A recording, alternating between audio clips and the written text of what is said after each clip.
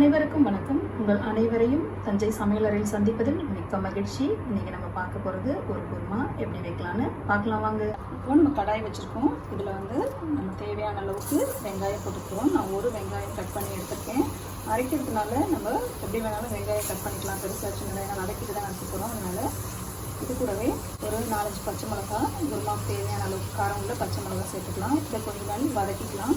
இப்போ வெங்காயம் வதக்கிடுச்சு. இது கூட நம்ம தக்காளி ஆட் பண்ணிக்கலாம். ஒரு தக்காளி நான் சின்னதாக கட் பண்ணியிருக்கேன். உங்களுக்கு தகுந்த மாதிரி தக்காளி பிடிச்சி தகுந்த மாதிரி போட்டுக்கணும். நான் தக்காளி நல்லா வதங்கட்டும். நம்ம இதில் ஒரு ஹாஃப் ஸ்பூனுக்கு மல்லி போட்டுக்கிறேன். நான் முழு மல்லி. நீங்கள் மல்லி இல்லை அப்படின்னா மல்லித்தூள் கூட நம்ம போட்டுக்கலாம். நான் இருக்குது அதனால் போட்டுக்கிறேன். அது கொஞ்சம் நாள் நல்லா வதங்கட்டும். இது கூட கொஞ்சமாக நான் புதினா போட்டிருக்கேன். நீங்கள் ஜாஸ்தி புதினா போட்டிங்கன்னா புதினா டாமினேட் பண்ணிடுவோம். அதனால் கொஞ்சமாக போட்டுக்கோங்க புதினா. நானும் கொஞ்சம் தான் போட்டிருக்கேன். கொத்தமல்லி நான் இந்த அளவுக்கு அதில் சேர்த்துருக்கேன். கொத்தமல்லியும் நல்லா வதங்கட்டும். இதுக்கு தேவையான அளவுக்கு நம்ம உப்பு போட்டுக்கலாம். அது கூடவே நான் கொஞ்சமாக பொட்டுக்கடலை சேர்த்துருக்கேன்.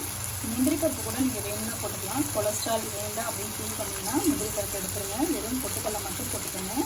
இல்லை முந்திரி பருப்பு மட்டுமே யூஸ் பண்ணுறதுனாலும் யூஸ் பண்ணிக்கிறது நல்லா ரிச்சாக இருக்கும். ஒரே ஒரு ஸ்பூன் அளவுக்கு இதில் தேங்காய் ஆட் பண்ணியிருக்கேன் துருவி. அதையும் நல்லா வதக்கிடலாம். இது எல்லாத்தையும் நல்லா ஆற விட்டுட்டு நம்ம அரைச்சிக்கலாம். இப்போதைக்கு இதை ஆஃப் பண்ணி ஆற வச்சிடலாம். இப்போ நம்ம தேவையான அளவுக்கு கொண்டக்கடலை ஊற வச்சு எடுத்துருக்கோம்.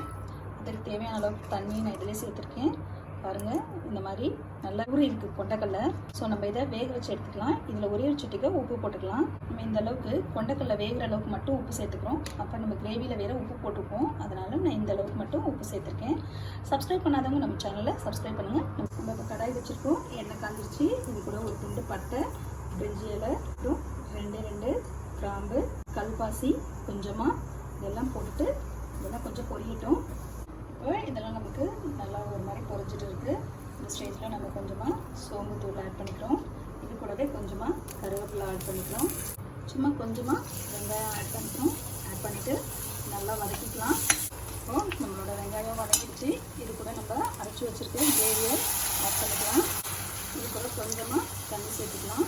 இன்னைக்கு பூரிக்கு மசாலா பண்ணுறதுனால இது திக்காகவே கிரேவி இருக்கணும். ஆனால் நமக்கு கொண்டைக்கடலையும் இதில் போட்டு நல்ல மசாலா சேர்கிற அளவுக்கு இருக்கணும். அதனால் தண்ணிங்கிறது பார்த்து ஆட் பண்ணிக்கோங்க. பாருங்கள், நான் இந்த அளவுக்கு தண்ணியாக இருக்கிற மாதிரி ஆட் பண்ணியிருக்கேன். இப்போது நீங்கள் இதில் காரம் உப்பெல்லாம் சரியாக இருக்கும் செக் பண்ணிக்கோங்க.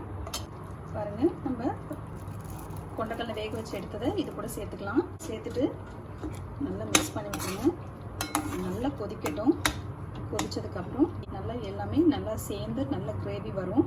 இதில் நல்லா இந்த மல்லி நம்ம போட்டிருக்கிறதுனால அந்த ஃப்ளேவர் நல்லா கிடைக்கும்.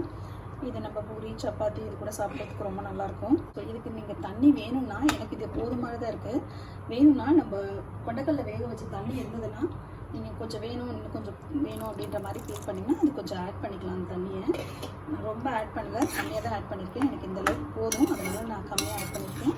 உங்களுக்கு நிறைய வேணும் அப்படின்னு சொன்னால் ஆட் பண்ணிக்கலாம். இதை ஒரு மூடி வச்சு நல்லா கொதி வர்றதுக்கு நம்ம விடலாம். இப்போ நம்ம நல்லா கொதி வந்துருச்சு. நம்மளோட கிரேவி ரெடி ஆகிடுச்சு. இது கூட கொஞ்சமாக கொத்தமல்லி போட்டுட்டு நம்ம கிரேவியை ஆஃப் பண்ணிடலாம். இந்த டிஷ் உங்கள் எல்லாருக்கும் பிடிச்சிருக்குன்னு நினைக்கிறேன். பிடிச்சிருந்ததுன்னா கமெண்ட் செக்ஷனில் கமெண்ட் பண்ணுங்கள். சப்ஸ்கிரைப் பண்ணாதவங்க சப்ஸ்கிரைப் பண்ணிக்கோங்க. ஷேர் பண்ணுங்கள், லைக் பண்ணுங்கள். உடனுக்குடன் நீங்கள் வீடியோக்களை தெரிந்து கொள்ள பெல் பட்டனை ப்ரெஸ் பண்ணுங்கள். நன்றி.